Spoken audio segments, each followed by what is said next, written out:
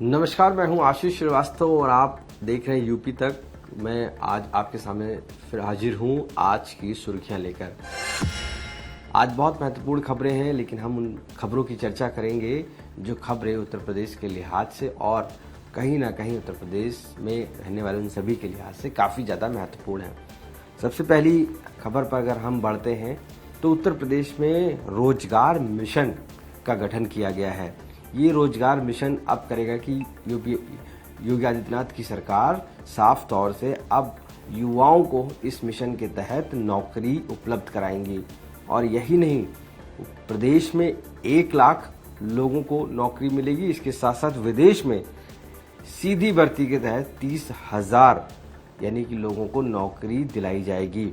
इसके लिए पूरा एक बॉक्स तैयार किया गया है, पूरा एक फॉर्मेट तैयार किया गया है जिसमें उन स्टूडेंट को ट्रेनिंग देना, उनके साथ उनके बारे में उनको बताना, उनके साथ उनकी प्रोफेशनल ट्रेनिंग कराना और साथ ही साथ उनको स्किल डेवलप करना और इसके साथ साथ उनको क्या क्या चीज़ें उस रोज़गार के लिए ज़रूरत है वो सारी चीज़ें उपलब्ध कराई जाएंगी। उत्तर प्रदेश रोजगार मिशन ये कैबिनेट में गठन किया गया है और इसका सीधा मकसद है कि युवाओं को जो बेरोजगार हैं उनको सीधा नौकरी दिलाना। और इसी के तहत अब रजिस्ट्रेशन भी शुरू होंगे और रजिस्ट्रेशन के बाद वो अपने जो स्किल्स डेवलप हैं उनको कराई जाएंगी। इसके साथ उनकी क्लासेस कराई जाएंगी, उनको प्रोफेशनल ट्रेनिंग दी जाएगी, जिसके साथ ये बहुत बड़ा फैसला माना जा रहा है क्योंकि उत्तर प्रदेश में जिस तरीके से बेरोजगारी पर सवाल उठते रहे उत्तर प्रदेश की सरकार पर, उसमें ये एक माइलस्टोन माना जा रहा है। इस वजह से मान के चलिए कि 1,30,000 युवाओं को नौकरी लगातार इस मिशन के तहत जो गठन हुआ उसमें मिलेगी और ये लगातार हर वर्ष इसकी प्रक्रिया की जाएगी और हर वर्ष ही ऐसे बच्चों को भेजा जाएगा। तो ये एक बड़ी उपलब्धि है और प्रदेश सरकार ने इसका गठन भी कर दिया है। अभी तक लोग फॉर्म अप्लाई करते थे, उसके बाद नौकरी मिलती थी। अब इसके बाद सीधे नौकरी मिलेगी जिसमें 1 लाख प्रदेश में और 30 लाख अदर से। तो ये एक व्यवस्था की गई है और सबसे बड़ा इसका एक कैंपस भी बनेगा, उस कैंपस में लोगों को ट्रेनिंग भी दी जाएगी। तो ये सारी उपलब्धि की गई है उत्तर प्रदेश सरकार का रोजगार मिशन के तहत। ये कैबिनेट में कल हुआ था। दूसरी खबर पर बढ़ते हैं जो लोगों से जुड़ी हुई खबर है।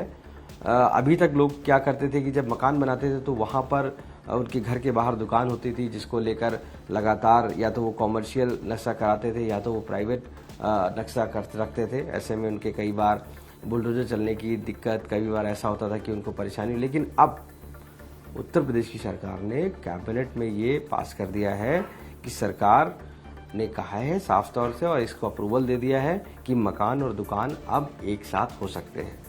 इसके लिए नियम बना दिए गए हैं। लगभग 1,000 जो है स्क्वायर फीट का जो मकान होता है उसमें अब नक्शे की भी ज़रूरत नहीं पड़ेगी। ये भी एक नियम कर दिया गया है क्योंकि पहले काफ़ी देर देखा गया कि नक्शा बनवाने के लिए नक्शा नहीं पास है तो लोग वहाँ पर एलडीए पहुँचता था या वहाँ की अथॉरिटी पहुँचती थी, लेकिन अब ऐसा नहीं है। अब उसके नियम कर दिए गए हैं।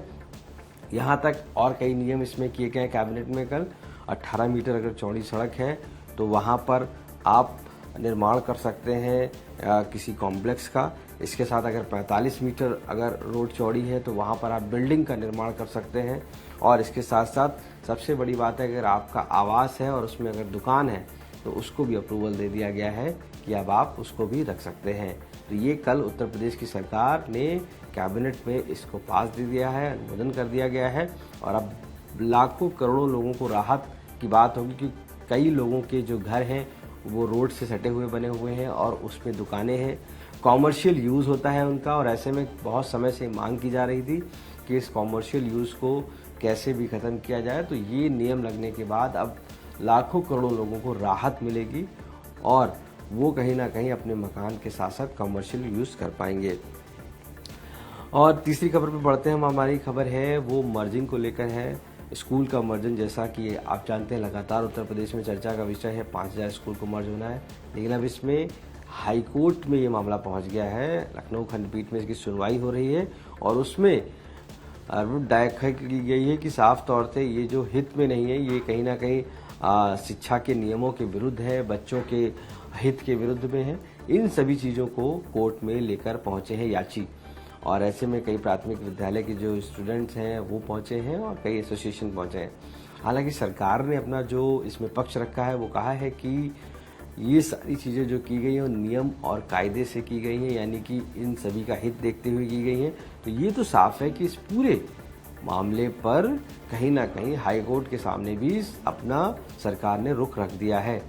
लेकिन कोर्ट ने पूछा है क्या आपने इसको करने से पहले कोई नियम या कायदे बनाए थे, उसको लेकर भी आई आज भी सुनवाई है।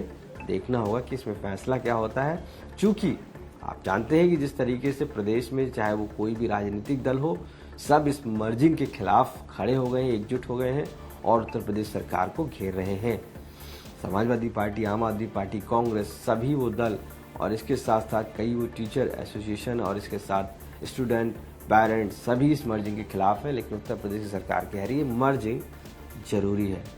एक पॉइंट कल अखिलेश यादव जो समाजवादी पार्टी के चीफ है, उन्होंने इसको लेकर एक नई बात कही कि उन स्कूलों को हटाया जा रहा है जहां पर बूथ है, यानी कि जहां पर बीजेपी जिन बूथों पर हारी है, जहां पर ये बूथ लगते हैं जिन स्कूलों में, वहां तकरीबन 1500 ऐसे बूथ हैं जिनको हटा रही है।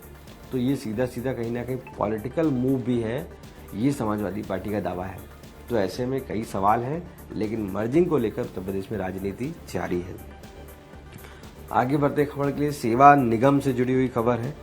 जो आउटसोर्स के कर्मचारी हैं उनको लेकर काफ़ी ज़्यादा दिक्कतें होती हैं, इसीलिए अब उत्तर प्रदेश सरकार ने सेवा निगम बना दिया है। यानी कि अब हर 5 तारीख को जो संविदा कर्मचारी हैं उनको तनख्वाह देनी होगी, उनको उनका पे देना होगा, उनके जो पे स्केल्स हैं यानी ईसीएस और जो उनका ईपीएफ कटता है वो प्रॉपर टाइम से जाना होगा, उनका जो मेडिकल क्लेम है वो देना होगा। और इसके साथ सेवा जो निगम बनाया है वो सेवा निगम का काम ही यही होगा कि जो संविदा पर कार्य कर रहे हैं उनके हितों की रक्षा की जाए। इसलिए एक बड़ा तबका जो उत्तर प्रदेश में कार्य कर रहा है सेवा निगम के तहत अब आएगा और ये निगम इनके हितों की बात करेगा और इनसे जुड़े हुए सारे मुद्दों को रिजॉल्व करेगा। सबसे बड़ी बात है जो सैलरी को लेकर परेशानी आती थी उसको अब दूर कर दिया गया। 5 तारीख को हर महीने की सैलरी मिलेगी। इसके साथ साथ कम से कम जो वेतन है वो बढ़ाया गया है, तकरीबन वो 10,000 से ऊपर किया गया है। तो ये इस तरीके के कुछ नियम हैं जो सेवा निगम के द्वारा मॉनिटर किए जाएंगे और उनको अब उत्तर प्रदेश की सरकार ने अप्रूवल दे दिया है। तो कहीं ना कहीं लाखों कर्मचारी जो संविदा के तौर पर काम करते हैं उत्तर प्रदेश में, उनके लिए बड़ी हित की बात है और वो इस नियम से काफ़ी ज़्यादा संतुष्ट दिखेंगे। तो ये उत्तर प्रदेश में कहीं ना कहीं पूरी तरीके से सेवा निगम लागू किया गया है और उसी के तहत ये सारी चीज़ें की गई हैं। तो साफ तौर से आज की जो खबरें हैं वो हमने देखा कि किस तरीके से पूरे जो लोगों के हित के लिए हैं वो हमने आज सुर्खियों में आपके सामने जिक्र की और इन्हीं खबरों की तरह रोज़ाना हम आपके सामने रूबरू होते हैं और आप इसी तरह देखते रहिए यूपी तक।